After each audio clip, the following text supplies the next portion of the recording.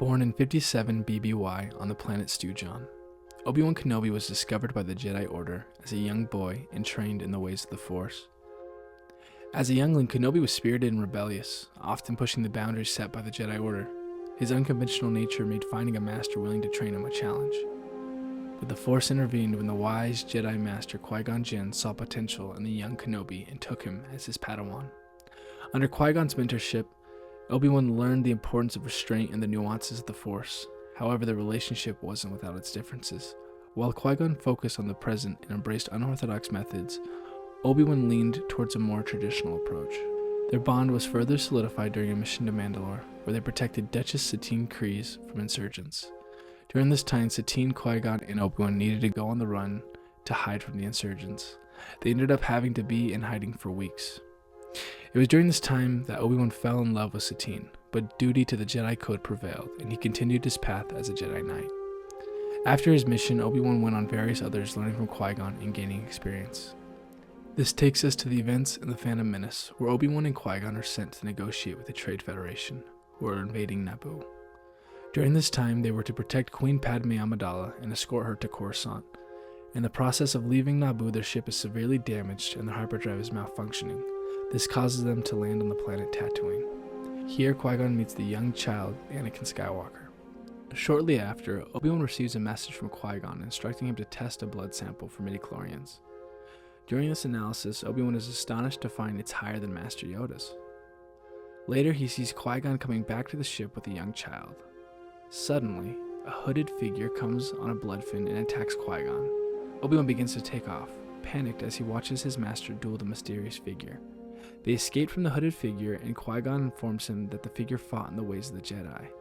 It's at this time Obi-Wan formally meets Anakin Skywalker. When they reach Coruscant, Qui-Gon reports that it was a Sith he encountered on Tatooine to the Council. Some of the Jedi are skeptical, since the Sith haven't been seen for a millennium. Here, Qui-Gon announces his intention to train the boy, Anakin Skywalker, believing he is the chosen one. Alongside Qui-Gon, Obi-Wan confronted the Sith Lord they encountered on Tatooine, known as Darth Maul, marking the beginning of his lifelong struggle against the dark side. It is during this duel that Darth Maul kills Qui-Gon Jinn. Filled with rage, Obi-Wan proceeds to attack Darth Maul. He slices him in half, watching his body fall down the reactor shaft. Obi-Wan then rushes to Qui-Gon's side and holds him. It is here Qui-Gon tells Obi-Wan he must train the boy, stating that he is the chosen one. Despite losing his mentor, Obi-Wan vowed to carry on Qui-Gon's legacy. He took Anakin Skywalker, the young child from Tatooine, as his Padawan learner, fulfilling Qui-Gon's dying wish. This takes us to the events of Attack of the Clones. During this time, an assassination is attempted on Queen Amidala. In fear that someone is attempting to kill her, the Council places Obi-Wan and Anakin as her guards. Shortly after, another attempt is made on Padme's life. Obi-Wan is then sent down a rabbit hole in an attempt to find the bounty hunter. Obi-Wan is led to Kamino, where he believes the bounty hunter Jango Fett resides. While there, he discovers that a clone army is being created for the Republic and was commissioned by a Jedi Master named Sifo Dyas. He reports this to the Council. He proceeds to follow Jango Fett to the planet Geonosis, where he is later captured by Count Dooku, a former Jedi who is now leading a group of planets known as the Separatists to break away from the Republic. Anakin and Padme attempt to save Obi-Wan, but are captured as well. They are then saved by the clone army and other Jedi. This begins what is known as the Clone Wars.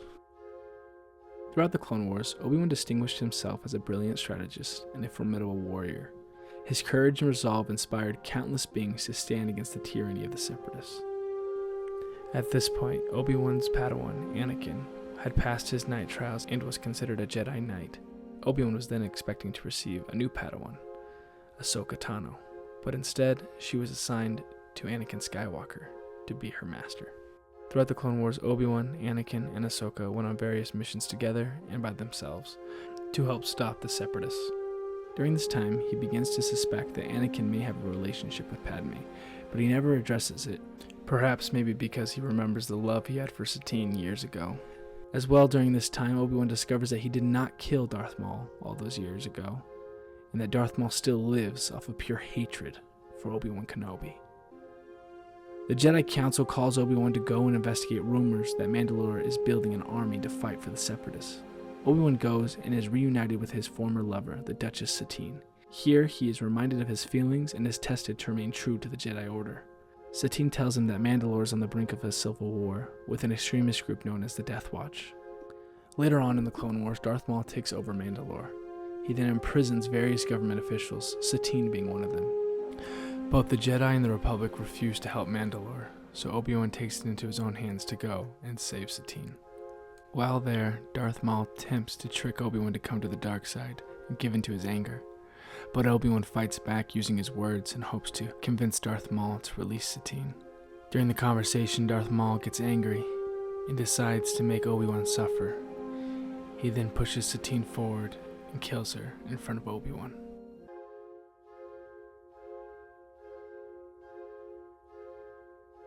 There, in her final moment, she tells him that she's always loved him and always would. Obi-Wan left there holding the woman he loved in his arms. He begins to feel the effect of the Clone Wars and the toll it's brought him for the past few years. He's reminded of his master, who was killed by the same Sith Lord. Overpowered by emotion, he does nothing and is taken and captured. He later escapes with the help of Bo-Katan, Satine's sister, and leaves Mandalore. Yet, amidst the chaos of war, seeds of doubt begin to sow with Anakin Skywalker. He is heartbroken when his Padawan, Ahsoka Tano, is accused of having bombed the Jedi Temple.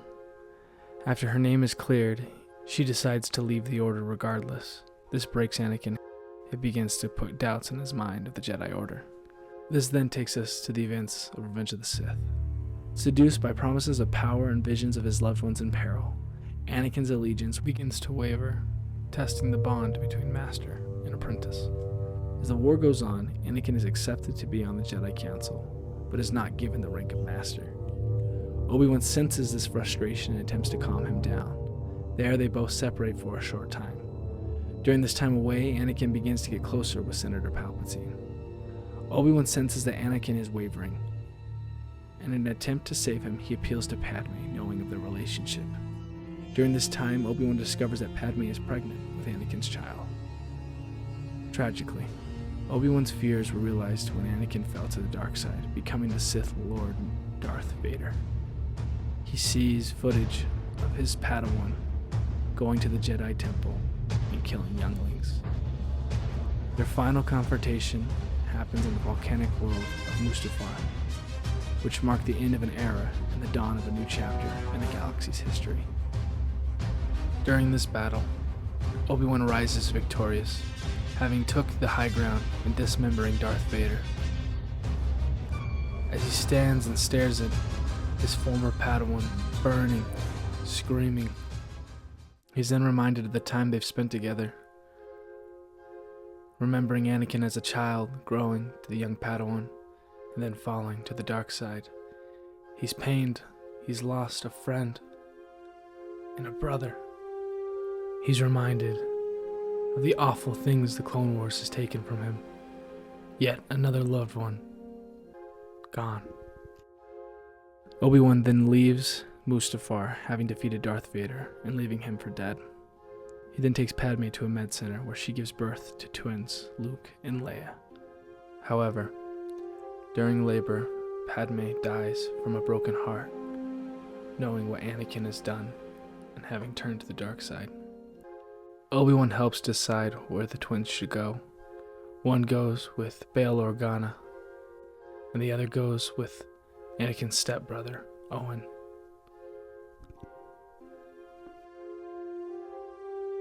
With a heavy heart, Obi-Wan went into hiding, assuming the identity of Ben Kenobi to evade the Empire's wrath.